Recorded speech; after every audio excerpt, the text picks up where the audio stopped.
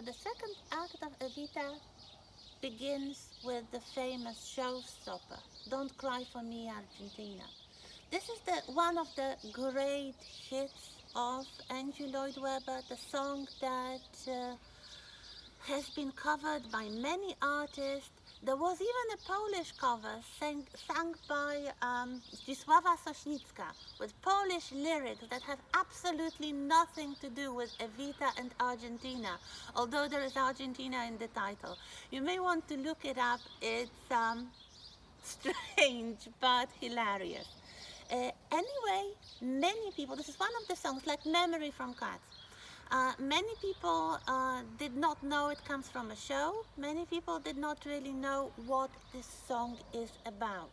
And even those who watch the show sometimes don't know what this song is about.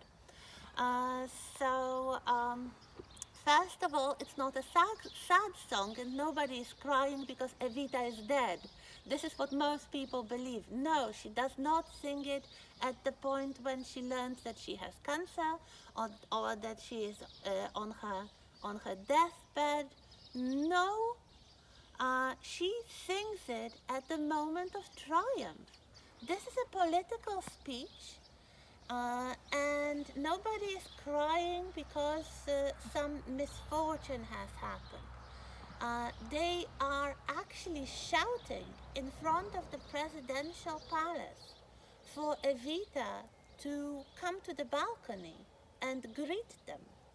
And she comes to the balcony as the queen in Buckingham Palace and she delivers this powerful political speech about being at the top, about being able to fulfill all her childhood dreams. She looks back with some melancholy, and this is perhaps why many people believe it's a sad song. Um, she looks back on all the hardships she had to endure and her poor childhood and her string of lovers and her supposed immorality.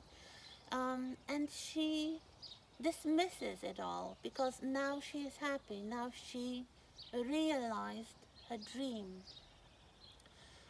And she says that her dream was to serve the people, to be loved by the people. And now she will never leave them. She will be always there for them as this kind of as the first lady basically, and she'll be like the Madonna, not the singer Madonna, but the saint. So this is a happy song, although it looks back on sad times in Evita's life. What follows then is a string of songs that show the glamorous life of the First Lady and the way that she looks at politics. This is, I said, political drama, so it's basically about two ways of understanding the role, especially of the First Lady in the country. Why do we have a First Lady? What should she be doing? Should she be a glamorous character so all the poor people can look at her and escape in their dreams? So she's like a star actress or a rock star like Madonna, who also started from a very poor background and had to probably endure a lot of hardship for her success. Or should she be doing something constructive? Should she be involved in a real charity rather than some sort of facade action? Should she be more modest? And this is really the waltz. It's more like a tango again, but It's called The Waltz for Eva and Che. So the discussion between Eva and Che, who criticizes her. So like Judas, he just asks question, what have you done? Do you really think people needed your glamorous clothes and your jewelry and your European tours? Do you think you did anything good at all for the people? You were just enjoying yourself. You were um, well, basking in luxury. Um, it's really unfinished, and it's really quite intelligent in a way that the creators of the musical refrain from taking the judgment on Evita. It's left for the viewer, really. And if you look at other songs, and if you look at the fact that very soon after, Evita learns that she is dying, that she has terminal cancer. Well, in the 40s, not much could be done about that. And at the age of 33, she died. So she did not really have a long life. Uh, she she was glamorous, but it was over soon. So that's really how it ends. And before she dies, there is one more song. In the film version, this was a song that was especially written for the film version. The title is "You Must Love Me," and of course, it was a bid for an Oscar, because if you want an Oscar for a film song, it has to be a new song. So if you are adapting a well-known musical, you need at least one new song, and this was the new song, and of course it won the Oscar. But I guess it's a very interesting addition, and it's so important for the plot of the musical that it was permanently added to the show. This is the moment when Eva realizes she really came to love her husband.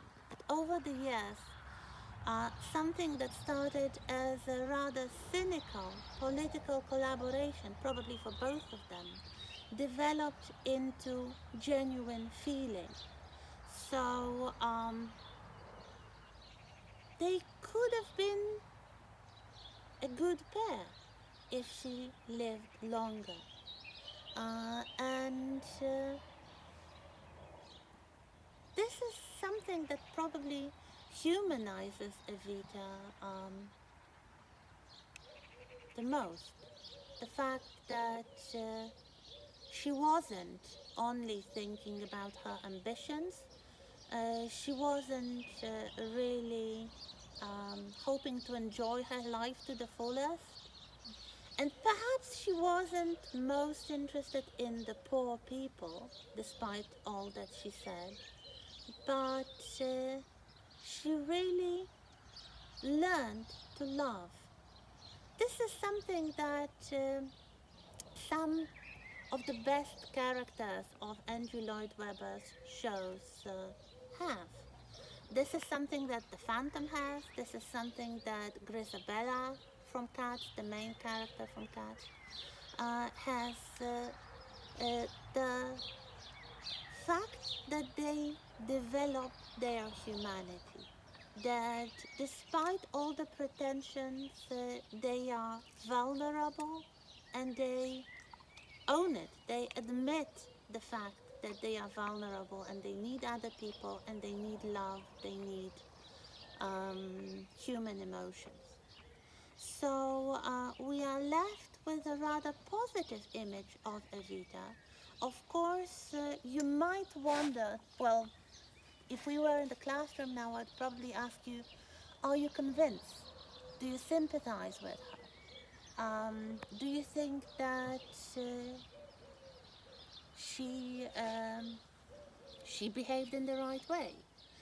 And this brings us really to the song, the last song I would like you to notice, so much so that I will give you the link to it.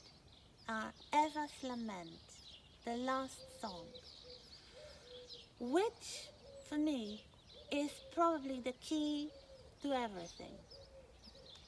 It's the song that is sung, for all we may believe, by the ghost of Eva Peron after she died.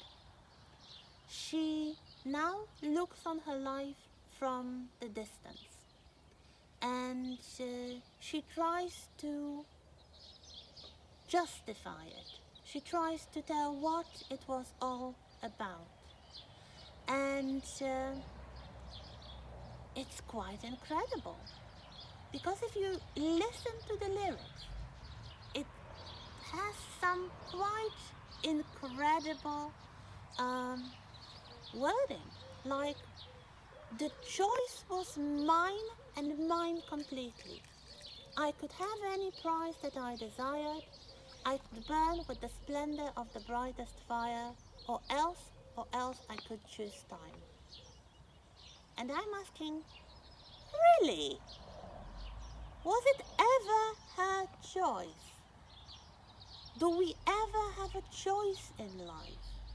Could she choose to live a long and uneventful life, and she decided to choose a short and glamorous life?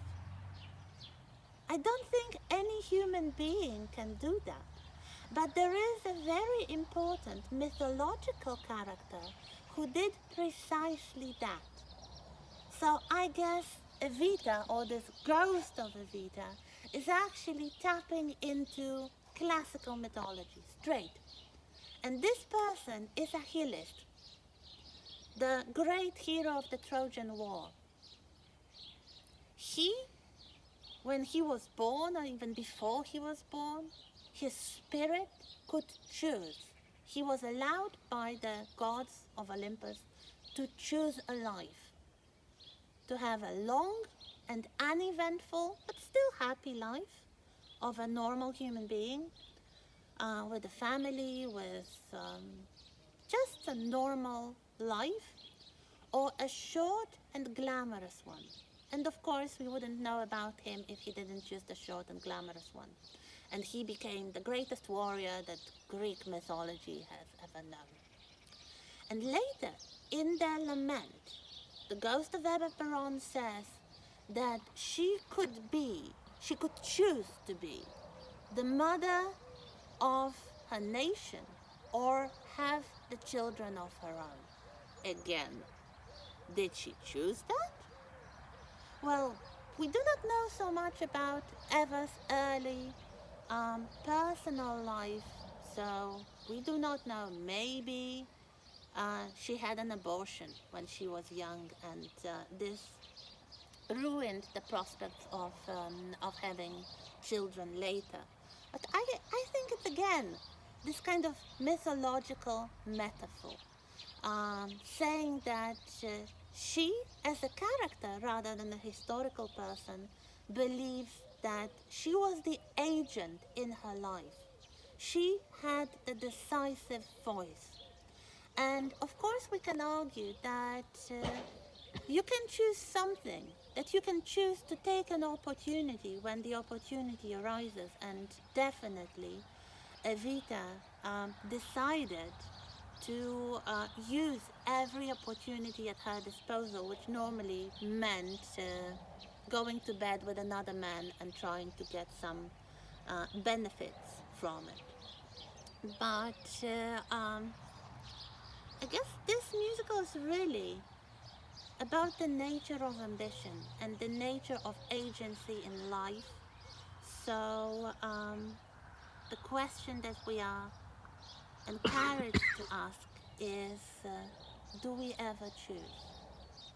Of course, in the epilogue, it's Che who has the last word, and he says that the vast mausoleum that was supposed to be built for Evita was never finished, and her body was lost in time. She was buried somewhere and not venerated. So she died, and eventually, perhaps she was forgotten until, of course, the creators of the musical brought her back from relative oblivion. So, this is our contestant for the Duel of the Giants. Andrew Lloyd Webber's take on ambition and a powerful female character. And now let's look at the proposal from Stephen Sondheim and the musical Passion.